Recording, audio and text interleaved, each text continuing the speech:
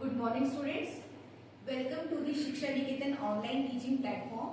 My name is Ujla Rathod. I am your science teacher. Today we will discuss the topic nervous system. अब जैसे पता है जो nervous system है वो एक टॉपिक के अंदर आता है जिसका नाम है कंट्रोल एंड कोऑर्डिनेशन.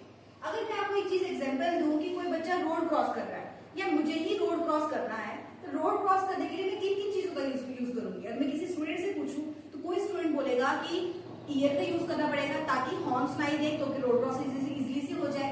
कोई बोलेगा कि आईज का यूज करना पड़ेगा ताकि प्रॉपर वे देख सके, हम प्रॉपर रास्ता देख सके. कोई स्टूडेंट ये कहेगा कि अपनी मसल्स का यूज करना पड़ेगा. लेकिन ओवरऑल अब देखा जाए तो इन सभी चीज का हमें यूज करना पड़ेगा ताकि मैं अच्छे से रोड जो है वो क्रॉस कर सकूं. और इन सभी चीजों को अच्छे से करने के लिए बॉडी में कंट्रोल एंड कोऑर्डिनेशन का सिस्टम होता है जो कि सारा का सारा हमारे ब्रेन से रिलेटेड है. तो कंट्रोल एंड कोऑर्डिनेशन का जितना भी हिस्सा है वो सारा का सारा हमारे ब्रेन से रिलेटेड है. उसके अंदर हमारा आ जाता है nervous system. Control and coordination animals में भी होता है एंड कंट्रोल एंड कोऑर्डिनेशन जो है वो प्लांट्स में भी देखा जाता है. कंट्रोल एंड कोऑर्डिनेशन के अंदर आ गया जी नर्वस सिस्टम. नर्वस सिस्टम में टू पार्ट्स है. एक आ गया आपका सेंट्रल नर्वस सिस्टम जिसको आप CNS भी कहते हैं. एक आ गया पेरिफेरल नर्वस सिस्टम जिसको हम PNS के नाम से भी जानते हैं. जो सेंट्रल नर्वस सिस्टम है ये नाम ही बता रहा है सेंटर, मतलब सेंटर सारा ब्रेन से रिलेटेड होगा. तो सेंट्रल नर्वस सिस्टम में दो पार्ट आ जाते हैं, that is your brain and spinal cord. Brain तो सबको पता है, this portion that is your brain. Spinal cord is what. अगर मैं किसी स्टूडेंट से ये पूछूं कि स्पाइनल कॉर्ड क्या होती है तो मुझे रिस्पांस में आई थिंक यही आएगा कि मैम बैकबोन. फिर मैं बोलूंगी कि वर्टिबल कॉलम क्या होती है, फिर बोलेंगे मैम वो क्या होती है. अगर पूछा जाए बच्चे बहुत ज्यादा कंफ्यूज होते हैं what is spinal cord and what is vertebral column. जो हमारी स्पाइनल कॉर्ड है ये जो ब्रेन होता है इसी से बिल्कुल टेल की तरह, ये कह सकते हो पूंछ की तरह जो अटैच होती है उसको आप स्पाइनल कॉर्ड कहते हैं. जो स्पाइनल कॉर्ड है वो सेम उसी टिश्यू से बनी होती है जिस टिश्यू से हमारा ब्रेन जो है वो बना होता है. मतलब कहने का जो ब्रेन है उससे बिल्कुल हमारी स्पाइनल कॉर्ड जो है अटैच होती है. अब कोई पूछेगा कि मैम फिर वर्टिकल कॉलम क्या हो गई या मैम हमारी बैकबोन क्या हो गई. तो स्पाइनल कॉर्ड के बाहर से कवरिंग होती है वर्टिकल कॉलम जो कि हमें हाथ लगाने से भी बैक पे फील आती है. इसको आप हाथ लगा सकते हैं बैक पे, that is your backbone. Backbone और vertical column are the same thing, दोनों सेम चीजें, लेकिन स्पाइनल कॉर्ड जो है वो वर्टिकल कॉलम के अंदर पाई जाती है. जैसे एक पेन में रिफिल होती है, the refill is your spinal cord and the body of the pen is your vertebral column. Hope so ये क्लियर के अंदर आ गया ब्रेन एंड स्पाइनल कॉर्ड जो कि मैंने समझा दिया. अब हम पढ़ेंगे पेरिफेरल नर्वस सिस्टम जिसको हम PNS के नाम से भी जानते हैं. सेंट्रल नर्वस सिस्टम में हमारा ब्रेन एंड स्पाइनल कॉर्ड आ गया, इसके सारे पार्ट्स आ गए. और पेरिफेरल नर्वस सिस्टम में हमारी नर्व्स आ जाएंगी. जो भी नर्व्स, जितनी भी नर्व्स हमारे ब्रेन से अटैच होंगी उनको हम बोल देते हैं क्रेनियल, क्योंकि क्रेनियल जो है वो ब्रेन का हिस्सा है. That is why we call them as cranial nerves. So cranial nerves 12 pairs होती है. जितनी भी ब्रेन से नर्व्स निकलेंगी वो सारी की सारी आ गई cranial nerves. Second one is your spinal nerves. Spinal नाम से बता रहा है जितनी भी स्पाइनल कॉर्ड से जितनी भी स्पाइंस पूरी बॉडी में, लेग्स में, हैंड्स में, आर्म्स में, जहां भी जितनी भी नर्व्स जा रही है other than the brain, these are called as spinal nerves and these are 31 pairs. अब पेरिफेरल नर्वस सिस्टम हो गया, सेंट्रल नर्वस सिस्टम भी पढ़ लिया, ये भी पढ़ लिया कि स्पाइनल कॉर्ड क्या है, बैकबोन क्या है. अब ये सारे जैसे हमारी बॉडी सेल से बनी होती है वैसे ही जितना भी सारा का सारा नर्वस सिस्टम है वो न्यूरॉन एक बेसिक सेल है जिससे वो पूरा का पूरा नर्वस सिस्टम बना होगा. अब न्यूरॉन का स्ट्रक्चर पढ़ने से पहले कुछ हमें की टर्म्स पता होनी चाहिए ताकि हमें फर्दर कोई दिक्कत ना आए. तो सबसे पहले first term is stimulus. Stimulus is any change in the environment, जो भी आपके इन्वायरमेंट में चेंज हो रहा है. जैसे मैंने यहाँ पे मारा, ये जो मारा या किसी हीट को, कोल्ड को सेंस कर रही हूँ, that is any change in the environment. जो भी इन्वायरमेंट में चेंज हो रहा है जिसको आप सेंस करते हैं फिर बाद में, that change in the environment is called as stimulus. ठीक है. Next is your receptor. Receptor वो सेल्स है या वो टिश्यू या वो ऑर्गन है जो उस स्टिमुलस को रिसीव करेंगे. जैसे मैंने किसी हॉट ऑब्जेक्ट को टच किया, हमारी बॉडी में वेरियस टाइप्स ऑफ रिसेप्टर्स होंगे. अब ऐसा तो नहीं है कि मैंने बोला मैंने मोमोज खाई तो मैंने यहाँ चटनी लगाई तो मुझे बड़ा स्वाद आया होगा, ऐसा तो कुछ नहीं है. ऑफ कोर्स वो टंग के रिसेप्टर्स होंगे जो उस टेस्ट को सेंस करेंगे. वैसे ही अलग अलग चीज को सेंस करने के लिए अलग अलग रिसेप्टर्स प्रेजेंट होंगे.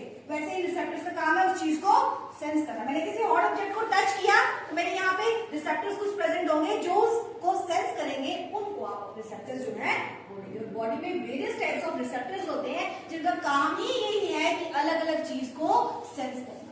नेक्स्ट इज योर इफेक्टर, ये भी वो टिश्यू है, ग्लैंड्स है या मसल्स है जो एंड में रिस्पॉन्स करेंगी। अब मैंने किसी गर्म चीज को टच किया है तो वापस इसको हटाना है ताकि मेरा हाथ जलने से बच जाए। जो मैंने ये वापस हटाया दैट इज योर इफेक्टर। ये वो मसल्स या ग्लैंड्स है जो एक्ट करेंगी कि फटाफट हाथ हटाओ नहीं तो हाथ जल जाएगा। Next is your response, and में जो भी रिएक्शन आपकी बॉडी ने दिया उस स्टिमुलस के लिए दैट इज योर रिस्पॉन्स। उसको आप बोलते हैं ये आपका रिस्पॉन्स है। जो भी बॉडी ने उस स्टिमुलस के लिए एंड पे एक्ट किया that is called as response. Next is your neuron. This is the structure of neuron. आप देख सकते हैं ये डेंड्राइट्स है, in the center there is nucleus, this is cytoplasm. Cytoplasm को ही हम न्यूरॉन के केस में न्यूरोप्लाज्म भी कहते हैं। ये पूरे को जो पूरा स्ट्रक्चर आपको दिख रहा है इसको हम सेल बॉडी या फिर साइटोन के नाम से भी जानते हैं। और यहाँ पे एंड पे आ गई आपकी नर्व एंडिंग है जिसको आप एक्सोनल एंडिंग भी कहते हैं। ठीक है, अब ये जो आपको बीच में स्ट्रेट सी लाइन दिख रही है दिस इज योर एक्सॉन। अब कुछ न्यूरॉन्स में आप देखेंगे यहाँ पे कुछ शीथ जो है वो प्रेजेंट होती है। जिन न्यूरॉन्स में यहाँ पे एक शीथ पाई जाएगी उन न्यूरॉन्स को हम माइलिनेटेड न्यूरॉन्स बोलते हैं और उस शीथ को हम माइलिन शीथ बोलते हैं। जिन न्यूरॉन्स में ये शीथ प्रेजेंट नहीं होगी उनको हम नॉन माइलिनेटेड न्यूरॉन्स जो है वो कहते हैं। न्यूरॉन पढ़ रहे थे, न्यूरॉन में हमने आपको एक एक करके इनकी ये बता दिए कि इनके क्या क्या नेम है और किस किस पार्ट को हम क्या क्या। अब इसकी थोड़ी सी फंक्शनिंग पढ़ लेते हैं। जैसे सेल से टिश्यू बनता है, टिश्यू से ऑर्गन बनता है, ऑर्गन से पूरा ऑर्गन सिस्टम बनता है, वैसे ही basic cell structural functional unit of brain क्या है, न्यूरॉन है। जैसे हम structural basic unit of life क्या पढ़ते हैं, सेल पढ़ते हैं। Structural functional unit of kidney हम नेफ्रॉन पढ़ते हैं, वैसे ही structure and functional unit of brain क्या है, न्यूरॉन है। ये एक सेल है, ऐसे ऐसे बहुत सारे सेल जुड़ते हैं तो सिग्नल जो है वो ट्रांसफर होता है। अब मैंने आपको इसकी डायग्राम बता दी। अब क्या होगा, सिग्नल जो है वो ट्रांसफर कैसे होगा ये पढ़ेंगे। सबसे पहले जो भी रिसेप्टर्स होंगे, जो भी डेंड्राइट्स होंगे, ये इसको क्या करेंगे, चीज को सेंस करेंगे। जैसे ही ये चीज को सेंस करेंगे तो ये अंदर आ जाएगा। जब ये अंदर आएगा तो साइटोप्लाज्म में यहाँ पे कुछ आयंस प्रेजेंट होंगे, कुछ आयंस प्रेजेंट होगी। हम बोलते हैं कि मूवमेंट ऑफ या इलेक्ट्रिसिटी क्या है, मूवमेंट ऑफ आयंस। वैसे ही यहाँ पे भी इलेक्ट्रिकल सिग्नल जनरेट होगा because of that movement of ions. वो आयंस ट्रिगर होगी तो यहाँ पे एक इलेक्ट्रिकल सिग्नल जनरेट होगा। वो सिग्नल यहाँ से ट्रांसफर करेगा, पहुंच जाएगा नर्व एंडिंग तक। अब हमें ये भी पता है कि एक न्यूरॉन और दूसरे न्यूरॉन के बीच में गैप होता है जिसको आप साइनैप्स बोलते हैं। फिर नेक्स्ट क्वेश्चन ये होना चाहिए बच्चों का कि मैम अगर साइनैप्स है तो सिग्नल ट्रांसफर होगा कैसे? गैप के अगर गैप है तो सिग्नल कैसे ट्रांसफर होगा? कनेक्टेड होने चाहिए ताकि सिग्नल ट्रांसफर हो जाए। नहीं, बीच में गैप प्रेजेंट हो, ऐसे ऐसे बहुत सारे न्यूरॉन्स होते हैं और हर एक न्यूरॉन के बीच में गैप होता है जिसको आप साइनैप्स कहते हैं। अब यहाँ पे क्या होगा, जैसे ही एक्सोनल एंडिंग पे पहुंचेगा यहाँ पे कुछ केमिकल्स जो है वो एक्सोनल एंडिंग पे स्क्रीट होंगे। जैसे ही केमिकल स्क्रीट होंगे वो कौन रिसीव कर लेगा, नेक्स्ट न्यूरॉन के डेंड्राइट्स जो है वो रिसीव कर लेंगे। फिर वैसे ही इलेक्ट्रिकल सिग्नल जनरेट होगा, फिर वैसे ही केमिकल सिग्नल जनरेट होगा। एक्सॉन से फिर केमिकल्स निकलेंगे और एक्सॉन से जो केमिकल्स निकलेंगे उनको आप न्यूरोट्रांसमीटर्स भी कहते हैं।